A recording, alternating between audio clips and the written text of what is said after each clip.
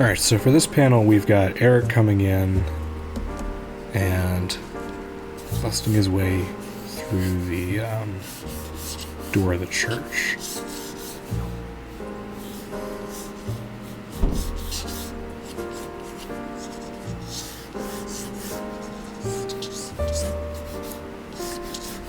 So I'm not really breaking out a ruler or anything to draw out this door. To be honest, I'm not really worried about it at all, but I still need to see it. Because this is basically going to be kind of the idea, the framework for where I'm going to put the door later on, once I transfer it over. Let's see if I can pose this out. Should I use this or Geralt? Kind of like this one, but I think Geralt will be better. Just remove his swords. So yeah, his arms go up a little easier. Looks like an artifact from the mold there. Anyway. So let's have him come in. Bursting through the door. Not the same as a Feldrin, because that's something that's kind of like mimicked.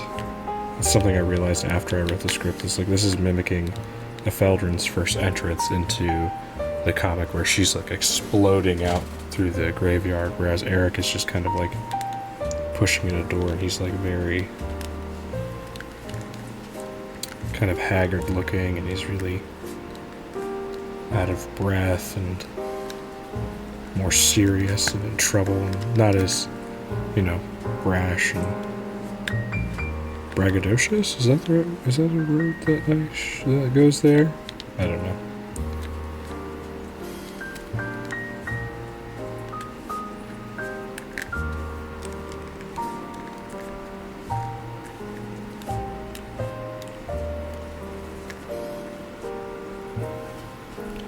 Something like that would work.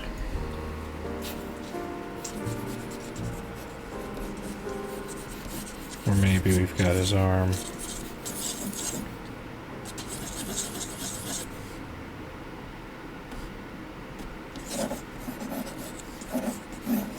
Kind of like that. Yeah. Kind of like it.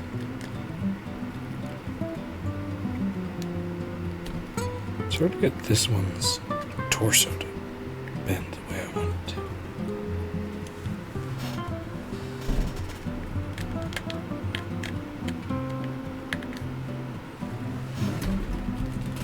Swap back over. Oh no! It's fine, the arm comes off all the time. The arm comes off all the time on this one. Just pop it back in the socket.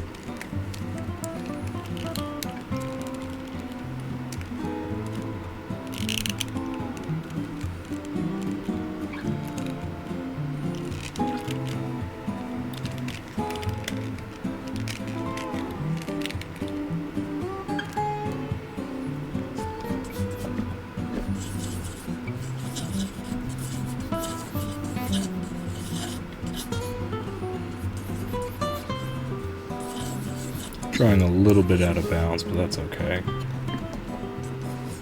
I can always crop it later. This area, though, you want to keep your main... Like, you don't want your head to pop out through this area. You want your main ideas to remain within these bounds. Otherwise, things can get quite annoying when it comes time to format your page. Something important might be up here, but it's out of bounds, but then something important is also down here, so you want to avoid messing with that later on, so just try to get it right the first time.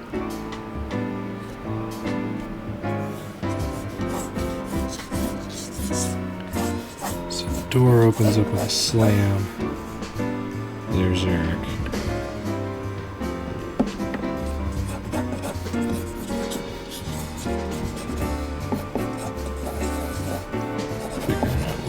pelvis is. I think his head's gonna be bigger. Not that big. Oh my goodness.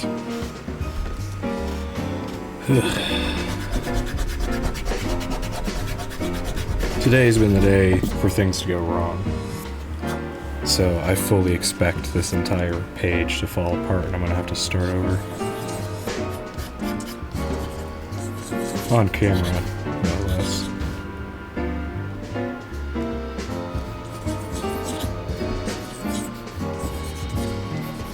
I'm gonna try to make the most of it.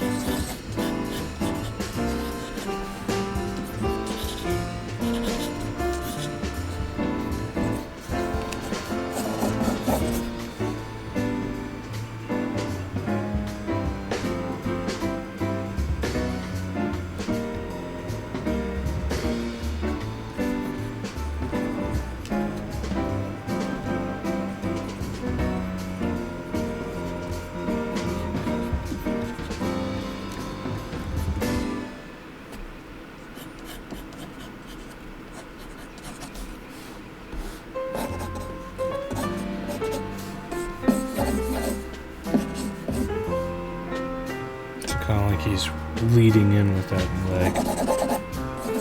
Like so. I'm sorry if I've been quiet so long. I'm just trying to think through this pose. And I'm not used to having guests while I work.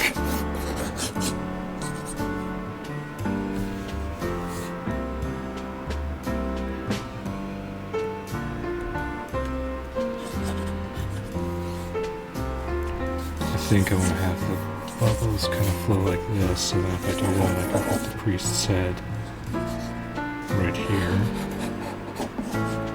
which will work out just fine and dandy.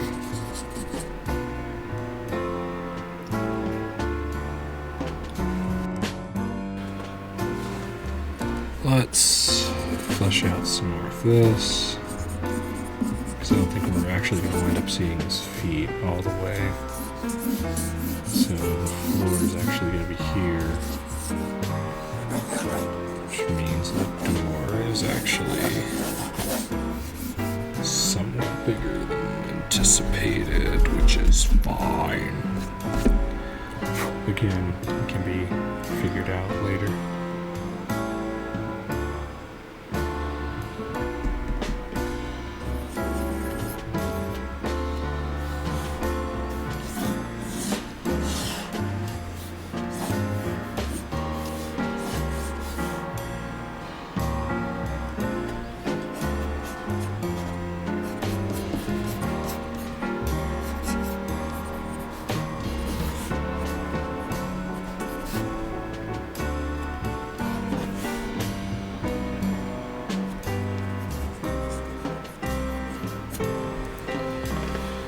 Alright, that's a pretty good rough. What'd that take? 5 minutes? Okay, 9 minutes. 30 seconds according to that one camera.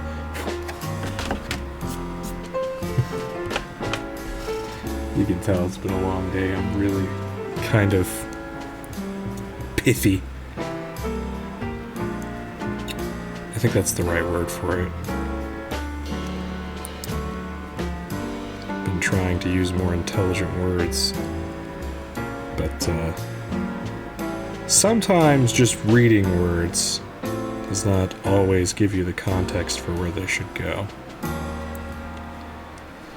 Alright, let's see. This is a kneaded eraser, by the way. I need it for this scene here.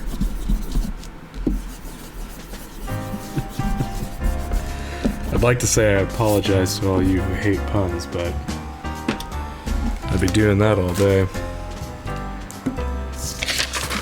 Here's the character design for Eric. I'm gonna go ahead and I'm gonna try to rough in some of his character shapes that are kind of unique to him outside of just the human body. Because what I've done so far here is just get the very rough shapes that most humans have, or at least the shape combinations that I want to communicate for this scene. So let's start off with roughing in some shapes here for the coat, because this is going to be kind of important as a scene element. While I do that, I'm going to try to talk a little bit about Eric, because I don't think I've made a video yet.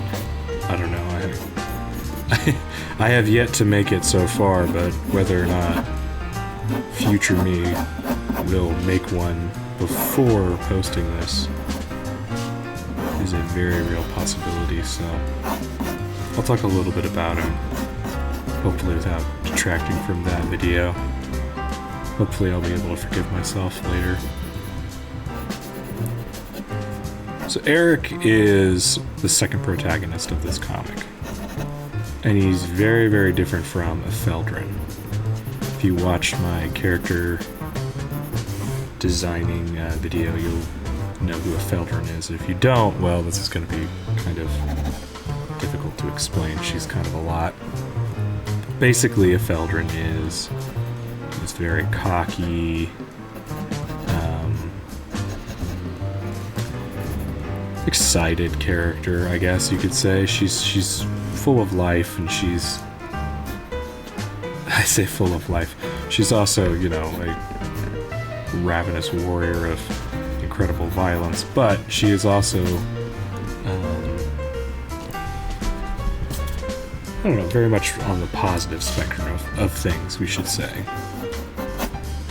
She thinks she can do it. She's, you know, very confident in her abilities and what, you know, she wants to accomplish. And then there's Eric. Eric is this character that I basically designed to be the complete opposite of Efeldrin, where he's more broody. He's definitely got more of a darkness about him. His past is a little more, I wouldn't say more tragic, because, you know, that's comparing apples to apples, but he does have more of a connection to his past, whereas Efeldrin kind of just ignores her past. But the other thing with Eric is he's very concerned with you know, his soul and morality, because he is a former priest, or actually a sin eater. And let me start with the beginning for a bit with him. What a sin eater is traditionally in folklore and such is essentially somebody who absorbs the sin of somebody who's passing on, and therefore allows them to continue on to the afterlife. In this case, a sin eater is somebody who was appointed by the former sin eater, who is essentially a member of the church. And their job is to do the same. They're supposed to absorb, you know, any of the sins and wrongdoings of the person before they pass on. And the reason they have to do that, because they didn't, you know, always have to do that. This wasn't always a station. But the reason that they had to do that was because the world of the dead was cut off. The underworld was no longer accessible from the material plane where everybody lives. So, essentially, even if you know, believed in the afterlife and were a quote-unquote innocent person, you still ran this gigantic risk of being consumed by demons, which now seem to just prowl the material realm willy-nilly. Why is that, Ruben? Well, it's part of the lore, and I'll get to that when I get to that, but we'll just, we'll say that it's the main crux of the story, and unravels a little bit too much just for this video. So let's just stick with what we've got here, but essentially, Eric is chosen to be a Sin Eater, and, you know, he's taken from a life where he was a peasant, you know, educated and didn't have much of a future, to being educated in the church. He's got a healthy bit of training as far as like clerical studies goes, and actual a little bit of magic, because sin eating is essentially it's like the blood-bending magic in Avatar. Yes, it can be learned. No one, wants to. It's not a good thing to learn. Like, you learn that and you're basically just marking yourself. Because that's the thing. Sins are essentially like, it's like sugar for Americans. What sugar is to Americans, sins are for devils or demons. Essentially, it's just like, it's the snack that smiles back. Which is goldfish, but that is, why you need to have sin eaters in this world, because if you don't, your soul's gonna get grabbed and you're gonna get, tormented forever in the 9 hells. 9 hells? 7 layers of hell. 9 realms. I wrote this lore. I didn't write that lore. I stole this lore.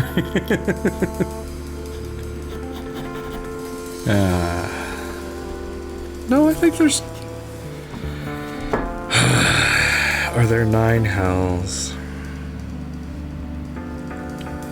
9 hells? Question mark? Oh yeah, there is 9 hells in Dungeons and Dragons. There's 7 layers of hell in Dante's Inferno. Okay, so I wasn't... not a complete dingus. Anyway, because of this, Eric is a Sin Eater. However, he is also somebody who thinks outside the box. He's very, he's not a thinker in the sense of he won't act because he has to. In this comic, he's obviously gonna have to fight demons and stuff like that, but he's like that guy. If you've ever seen the Leroy Jenkins video, he's one of the people that's like forming the strategy. If you've ever played Dungeons and Dragons, they're the one that's like keeps track of the stuff. He would be the one that like would have all the most accurate notes and keep track of all of the party's inventory, and probably has like the monster manual memorized. That's him. That's Eric. Well, in that he finds this technique that's kind of somewhat forbidden, even for the Sin Eaters. And he performs it, which essentially causes... How much do I want to spoil? It's comic blueprint, I'll spoil. Basically, when you remove sins, you're essentially... It's like a soul transference, where you're taking part of the soul into yourself. Whereas with Eric, he reversed that process and took the part of his soul, which was all of the sins that he had absorbed from that point, and put it into this one person who was like the Genghis Khan of the world. So he was like a a warlord. He had killed a ton of people, and he was essentially forcing Eric to, you know, set his affairs straight before he passed on to the afterlife. And he was threatening basically Eric's entire family and his life. And so Eric reversed that. It was Uno reverse. That's the best way. He just Uno reversed that and essentially Ghost Rider penance stared this guy, which was cool because it meant that Eric basically had a second lease on life for a little bit.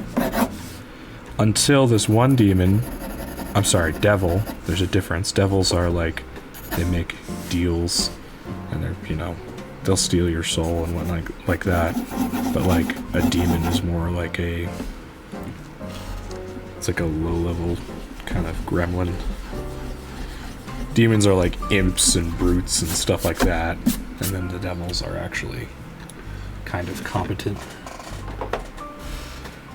So this devil basically gets wind of Eric and what he's done, and she thinks it's such a great, I don't know, she sees potential, and she also knows that because he's essentially voided his contract as a sin eater to, you know, not judge other souls, even those that would be considered wicked by human standards. He instead, you know, essentially sent that guy straight to hell. And so because the thing with sin eaters is essentially the way they die is they absorb so many sins that they eventually get to the point where they're corrupted, and then they either die because their soul can't take anymore, or they you know, are put down because they start going insane. Another part of this lore, I'm trying to remember all of this, and it's like I'm also drawing, so I'm somewhat distracted. Can't win them all. But one of the things is like, okay, if you serve as a sin eater, chances are, if you're actually helping souls to the afterlife, your soul might be spared. Might. It's a big might. Because the mortals, you know, they don't know. This is just, you know, the system that they came up with to survive. And so I'm looking up reference, I'm not looking away. I mean, I am looking away to look up reference, but I'm not ignoring you. This is what happens whenever I just do like unedited stuff. I just start focusing on what I'm doing and what I'm drawing, and then I totally ignore the camera and the audience, and I feel a little bit bad, but then at the same time, you know, this is how I work. So anyway, the devil sees, which I won't reveal who the devil is yet because I don't actually have all of her lore figured out, essentially sees that, you know, Eric's soul is once again completely free of the soul eater, of the sin eater bond. Not soul eater, that's copyrighted. So she decides essentially to enact hell's judgment, because her whole deal is like suffering. She enjoys watching people suffer. And because, you know, the underworld isn't there to really say what he did was wrong or right, she decides, oh, you know, I'll do them a favor. And she essentially curses Eric with the sins of 1,000,000 souls. Which, for any other mortal would immediately kill them. But for Eric, it just prolongs his suffering, and that's her whole thing. She doesn't want him to die. She wants him to live a long life of pain and frustration and utter and total humiliation that he, somebody who used to save people, is now like a walking contradiction. Because now he can't really use his magic because it's twisted. He can't really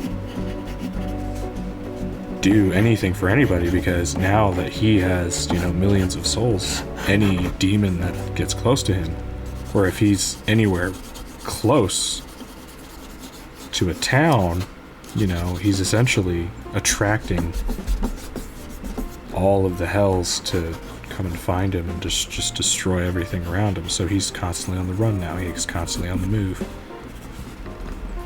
which makes him kind of reliant on other things. So now, instead of reliant maybe so much on the abilities he used to have, which I think of him kind of like a cleric from D&D. You'll notice I use D&D a lot for kind of my understanding of magic, just because like the rules are like so well set. Not that they're all great, but just that they're easy to locate, and they're built for making stories, so why not make a story with it,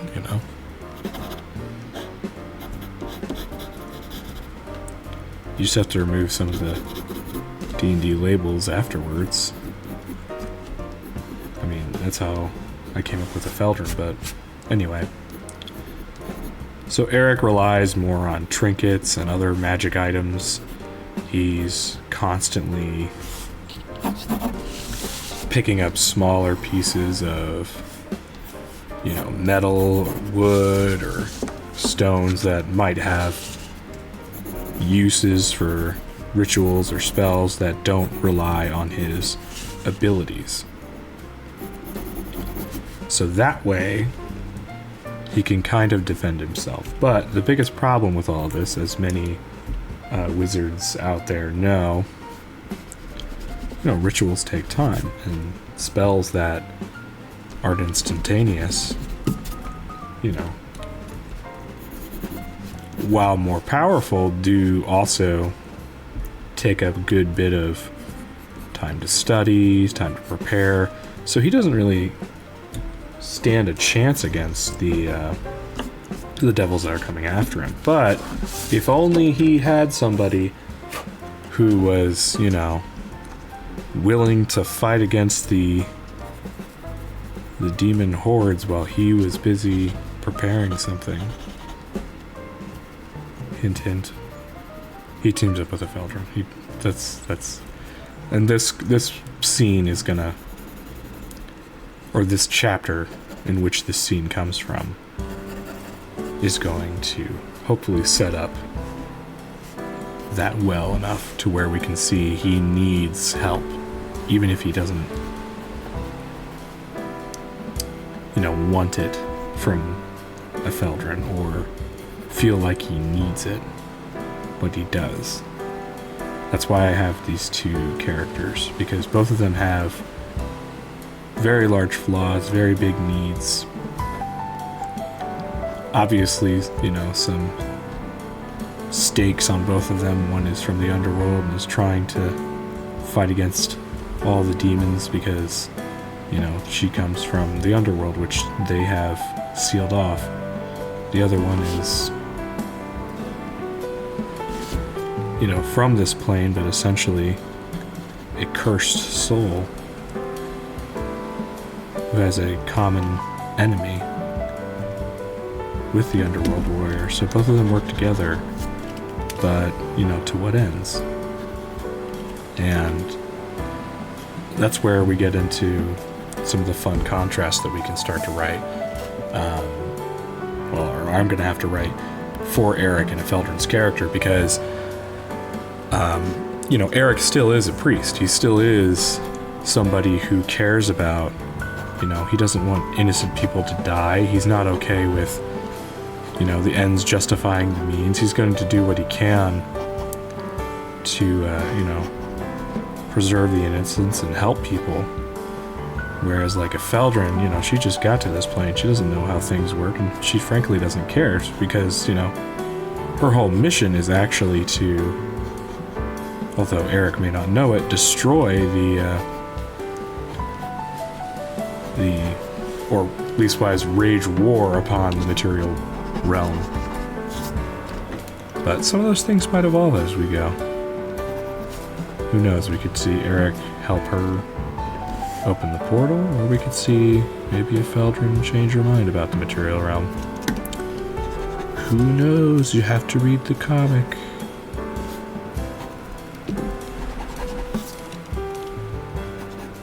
So you can see I've swapped over to my mechanical pencil. This is a 05. And I'm just going in and I'm roughing in the lines.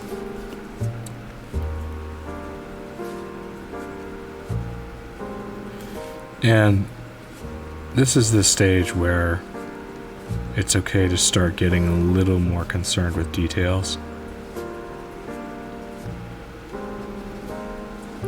Were this a bigger page, I might go ahead and erase everything lightly and then draw over top of it. But seeing as it's the size that it is, which isn't a bad size, it's just when you're working on a larger page, sometimes your sketching can get a little bit too overwhelming. And you want to be able to use as much of the page as possible for final, you know, informed artwork rather than rough lines that you'll have to retranslate. But overall, I think part of the style I've come up with for this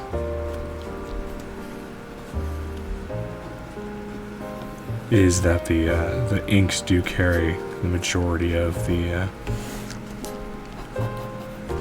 actual form, and that's no excuse for me to say to make crappy work or crappy pencils. What I'm trying to say is that when I'm working on 11x17 comic book paper, there's a lot of things already going on, and so I want to have the minimal amount of lines on that page so that when I come to ink, I can just look at it and immediately know. Whereas this, it's a little bit smaller.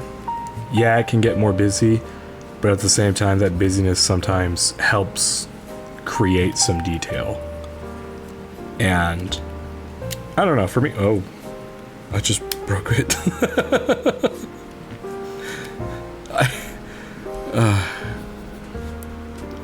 For me, that detail, you know, that little bit of messiness is okay on a smaller piece of paper, because it's not like I'm breaking everything down into smaller panels. Instead, I'm, you know, taking my time with just one panel here. And if that so happens to, you know, get a little too messy, then I might still... Now that I'm talking about it, I'm looking at this and I'm thinking about erasing it. Maybe that's what it was. I was just trying to talk myself out of erasing it, but that's enemy number 1 right there. Wow, great eye.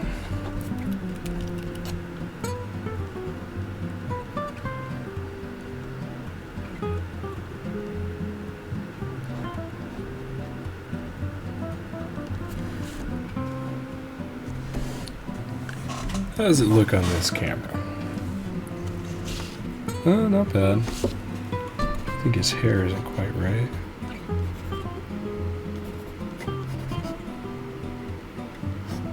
Yeah, that spike is too far up.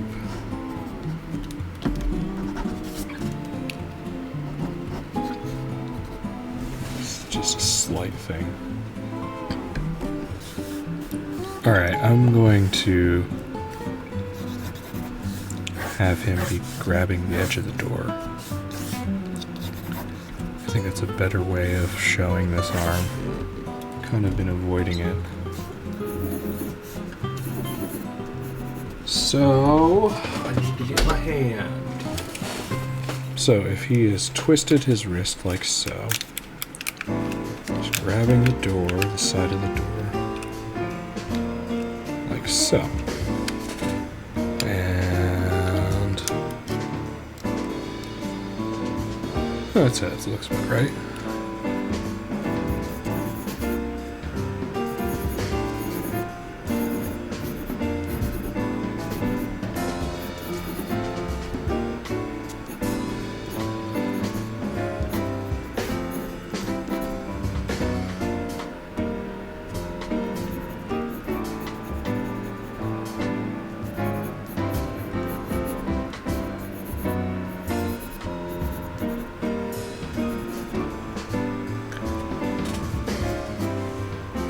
That's kind of gnarly. Not in a good way.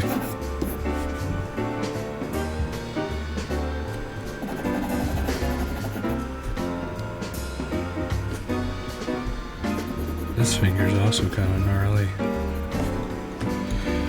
Alright. What I'm gonna do is I'm gonna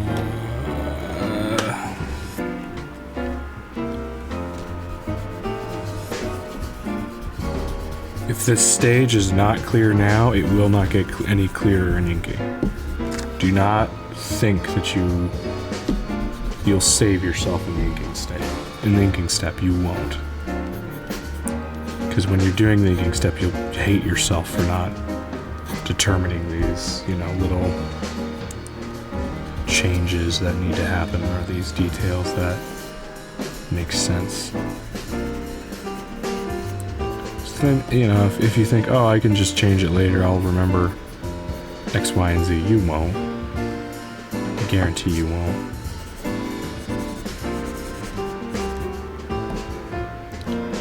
So just swallow your pride and erase.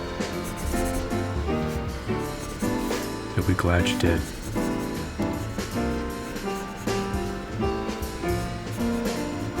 Don't check out the whole page yet. Only do that if it becomes completely unreadable.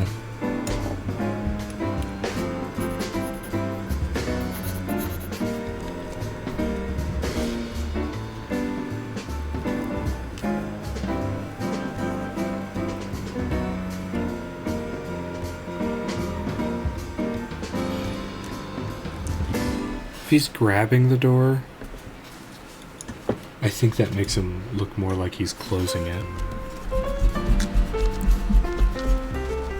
So the difference between using a rubber eraser and a knead eraser, you can see it's kind of fading. Rubber eraser, elimination.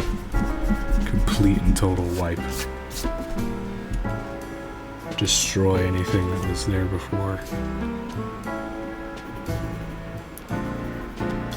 That's why I keep both. So it's like if I make, it's a small mistake, or it's, something I need to redefine, then there's the total reset. I'm like, nope. Ain't worth saving. Start over. Sometimes that's the case. And you need to be honest with yourself. Because, so much of the time, maybe you're used to drawing just one scene or one character. And then you sit down and you try to do like a 40-page comic. Suddenly, you're getting real bored of drawing a scene, and you're like, yep, that's good enough. And good enough, it's some dangerous words to throw around, let me tell you. At the end of this video, I'm gonna say, this is good enough. But honestly, that's something that you want to look out for in your own process and in your own mind. The amount of satisfaction you have in your work, but also, I would say, apathy because it's like, oh, the anatomy's not right. That's okay. Oh, the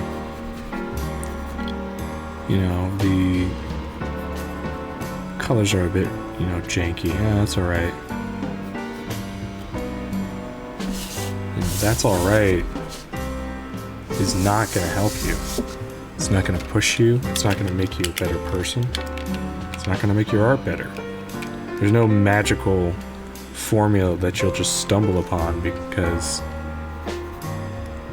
you made just alright art. You gotta study, you gotta think. You gotta put yourself in difficult scenarios and situations.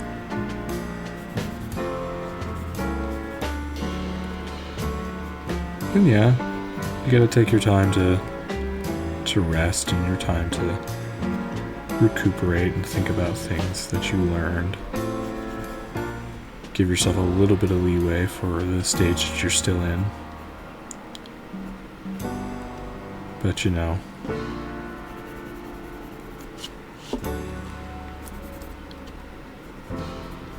I've learned so much personally by being in that state where I like to call it the box. Put yourself in a box. Put yourself in a situation where it's difficult to see your way out.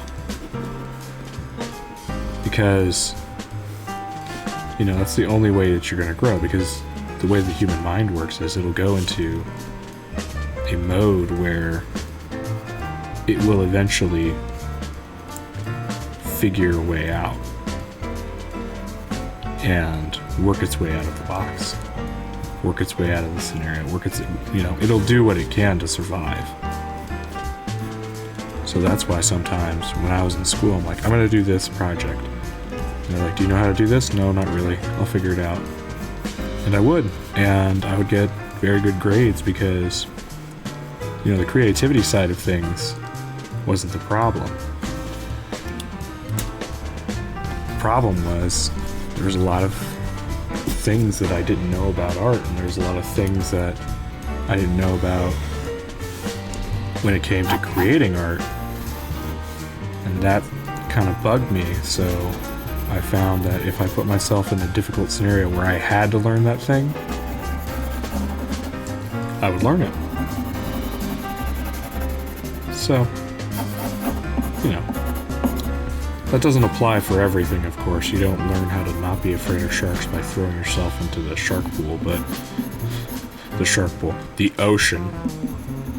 I don't know, maybe there is a shark pool out there. But at the same time, you don't want to shy away just because you think you can or you've never done it before.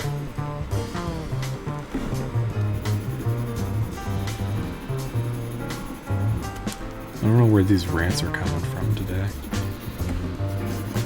but they are helping me to slow down and kind of look at my art, so maybe I should do this more. I don't know. This is one of my uncomfortable things. And what I did was, a little while ago, about 43 minutes ago, I sat down, I turned on the camera. I didn't pull out a script, I didn't, I think the only thing that I did to prepare for this was, I took a breath, I just kind of, and then hit the play button before I could think about it. Because if your mind is the thing that holds you back the most, that's what tells you can't do something, because the mind is a cool trick, the mind is a cool tool because it keeps you safe. It keeps your body and your mind and your thoughts as safe as it can, for the most part. What it does, though, so much of the time, because most of the time when your mind says don't walk into the street because there's traffic, you'll get hit, you'll die. It goes into, I think, an overactive mode because we live in such a safe time. Back when we were fighting wars or surviving off the land, we had to learn and adapt so much more, and so that part of the mind didn't really develop as much anxiety as we see today, and as much depression and as much overthinking.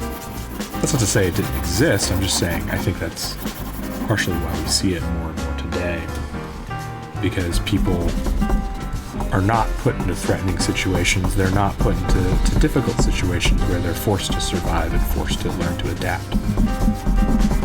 And so because of that, it kind of stunts their ability to, you know, try. It stunts their ability to want to.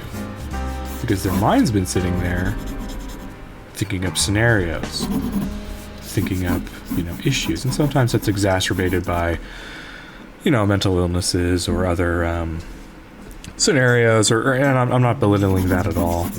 We're trying to say that's, you know, that's something that you can just overcome because you put your mind to it and you be a man.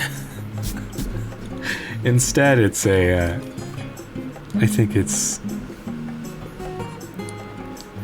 think what I'm describing is a bit of a factor, but again, I'm just a guy who sits at his desk and draws all day, so I could be completely wrong. It's not going to stop people from bombarding the comment section with, "You don't know crap about anxiety," and I'm like, yeah, probably not. It's okay. It's my opinion. It'll probably change as I continue working and growing and learning about life, just like yours will. If you're a healthy human.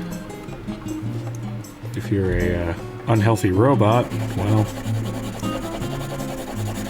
beep boop, I guess.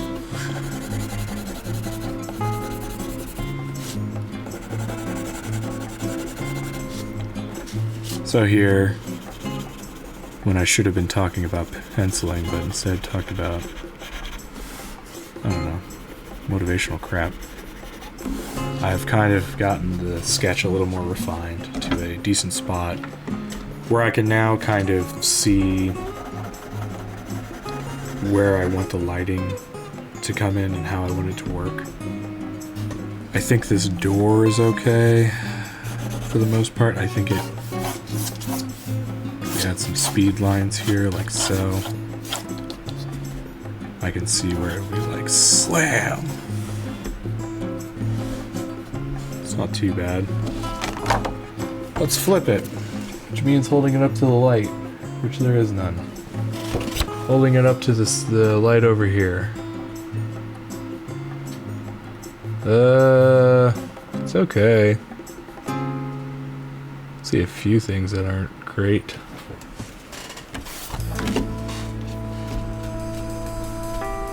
I think his stomach's a little... He doesn't have a neck. But then I also have him leaning forward. I don't know. I might go in digitally and just take his head and go like up.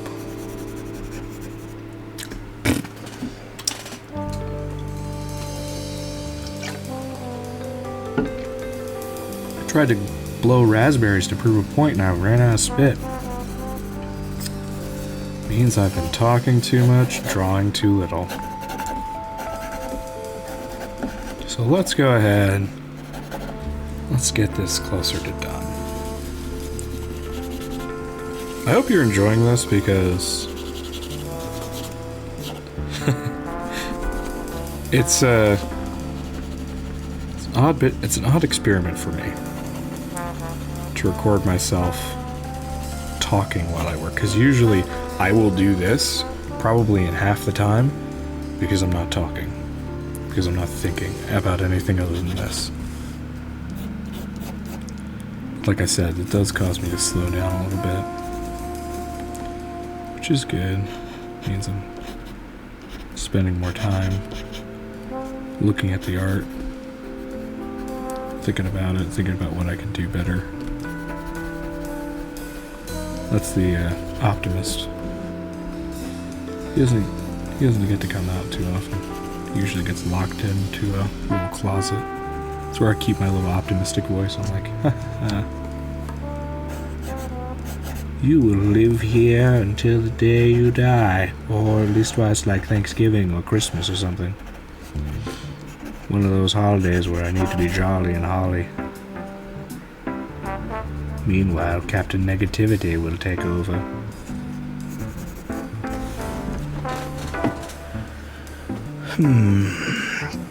I think overall, what I'm gonna do digitally for the background, I'm gonna make this door a lot taller. And I think in turn, I'm gonna make him a little bit taller when yeah. Here's the thing, when it comes to, you know, this digital age, you can make a lot of changes to your penciling and save yourself some of the mistakes in like Photoshop and whatnot. It is not something that I would lean on too heavily, just because, you know, you want to get in the good habit of making good drawings, and you don't want to get stuck with, oh, I can fix it in post, because that's what that is, so I can fix it in post. In this case, it's not as big of a, like, I'm not even sure if that's gonna make it, you know, sing for me if I take it and I edit it in Photoshop, but it might. But yeah. Okay, let's see.